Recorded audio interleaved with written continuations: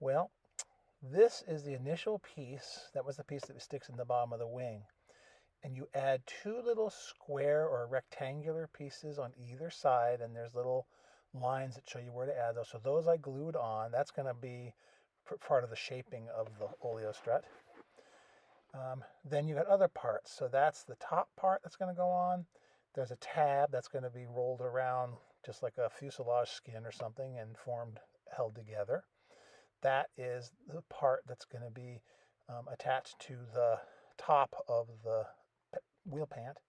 And then there's a piece of metal, little piano wire in that, and that's going to get rolled up, and I guess that's for strength. That's going to go in the front of the strut. And there's another one, a smaller one, that rolls up with a piece of metal in it. That's going to go in the back, trailing edge. And all these are going to help form the shape, I guess. So I started rolling this a little bit. I glued that piece of piano wire on with some super glue very carefully, and then I'm just using the tacky glue, and starting to roll this. And this isn't hard to do, but you do have to put a fair amount of pressure on and sort of start it rolling, because especially once you had the glue, it slides. So you got to sort of stop and check every once in a while and make sure you're getting it right. And don't put too much glue on. So I'm trying to put on not a huge amount, and I do it in little fits and starts till I finally roll it up to the very end. And then you got this nice tube, and that is going to glue right onto the leading edge like so. So add some glue to that. That's all flat, of course. It was done carefully beforehand. And I want to put a fair amount on there because this is going to help form the front end, the leading edge. And you just glue it on.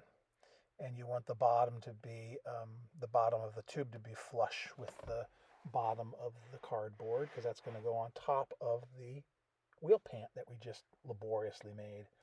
So let that dry, and then the other one, I won't show you, I'll show it to you finished. Actually, the other one, you're going to roll this up and do the same thing, but put it on the trailing edge. So that is in good shape. Very good shape. Okay. Now, there I'm starting to roll the upper part of the Oleo strut casing around the outside that sort of streamlines the actual strut that's inside, probably.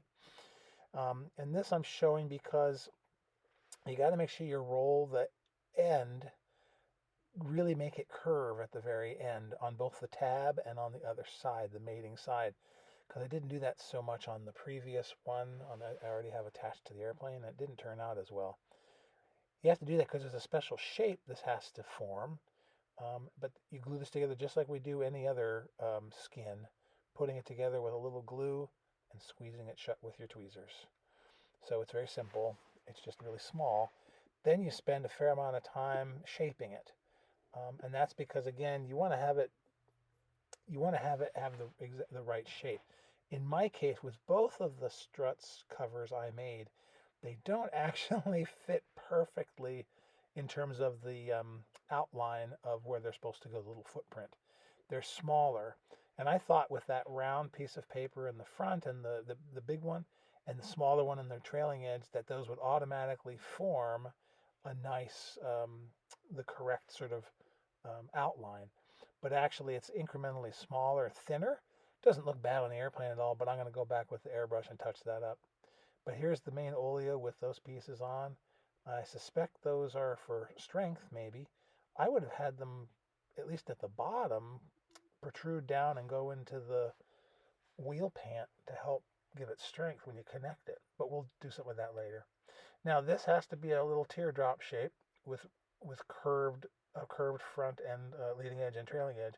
So I'm very carefully squeezing this, but I'm taking great pains to make sure that I don't get any kind of steps or crinkles or anything like that.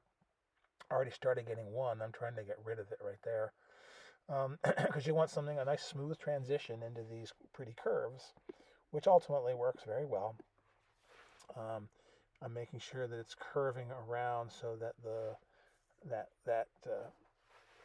I'm trying to get rid of some crinkles down in there. But that seam is on the trailing edge, so I want to make sure I hold on to that and then kind of squeeze it shut. But it has to be the apex of that little curve is supposed to be at that seam.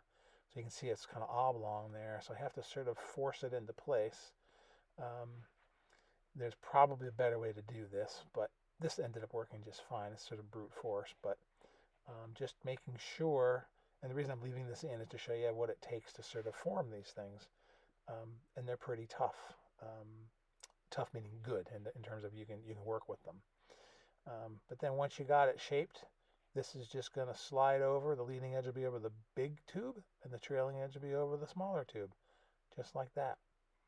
So that's all there is to that. And it does help you form things, and it helps it so that you don't get crinkles. So then you just put glue on the tubes and a little glue on that side, that piece right there with the rectangular cardboard there, and you slide it over. And it fits really well. And you put it up to the very edge, because remember that's going to go up into the wing. And then you sort of squeeze it shut. And then I sort of squeezed it where the rectangle piece is to get it to stay. And as long as I figured that it's butted up to that trailing edge or the leading edge, and the trailing edge will sort of just make itself work out. So I wasn't that worried about that. You do want to make sure that this piece is flush, especially with the curved part there where it's going to hit the top of the wheel pant. But it looks just fine. And then this is the bottom half. Now this doesn't have any extra tab on it. All I do here is carefully fold it over and make sure the trailing edges are correct, and then very gently put a little kink in there so that that's going to be the part that's going to go over the leading edge. Having tried to be very careful when doing this, I end up, when I put that sleeve around, I do end up mismatching it. So the trailing edge where that little sharp curve is, they don't match. So I'll have to go back and paint that up again. It'll be fine. This part right here. So I'm trying to get that so that'll glue. And I thought it would work fine because it seemed to when it test fitted. But now, for whatever reason, when I put it on, you'll see that I end up with a pretty sizable gap. But again, some trickery will get rid of that, and no one will be the wiser. Um, so here I'm just making sure that it lines up and goes over that lighter portion. And here's where I put it together and say, holy cow, I'm off by quite a bit. After playing with it, there's what I have. That stinks, but it's worse things happen at sea, as my mother used to say. So I'm not too upset about that, because I can fix that with a little paint and no one will know. So now the next thing is to put this onto the wheel pant. And you can see, like I said, the footprint, it goes inside what's there. I don't understand quite what those rolls are for, since they didn't really make the right shape. But I don't mind, that's fine. What I do is, to me, it's supposed to just designed as a butt joint, but I did drill a little piece here for a little tiny piece of brass, just something to give me a little more purchase. So I just drill this so it goes up and down vertically into the center of that cardboard, and then I'll put a tiny skinny piece of brass in there. Same kind of brass I use a lot of times for struts, like World War I struts on the inside, to give them a little bit of purchase. And I'm going to glue this in with some super glue, and then cut off the end of it. There I'm putting it in with a little super glue, and it's not going to give you a huge amount of strength. And again, you're not going to be sitting on top of the model, so it's probably going to be just strong enough just the way it is. But this gives it a little bit more of a positive attachment point, in my opinion. If nothing else, it makes it so when you put it in there, as long as you have the corresponding hole, it's going to be accurate and it's not going to slide around or anything. So that's going to go in. And I just got to make now the corresponding hole on top of the wheel pant. And that's not hard to do. Kind of use the Mark I eyeball, and you make it so that you're in the center, and you make sure that leading edge comes down where it's supposed to, and make a little dimple. And then which I think is right in the middle of that P there, and you come down and you just drill the corresponding hole. and that goes into some cardboard. So it's actually a fairly good. It was a fairly tough little piece. So it's just enough to give me a little bit more, a little extra, just to sort of that way. It sort of just sticks on like that. So that's going to be okay. And again, the outside edge, the lighter edge, I can airbrush that and clean that up without any difficulty. So it's not like that's a big problem. So now we're coming to the end. It's very close. Put on a fair amount of glue because it has to stick in there and make its own sort of fillet and also dry and be nice and hard and solid because the airplane is going to be sitting on those wheels when we make the wheels. So these have to be in good shape.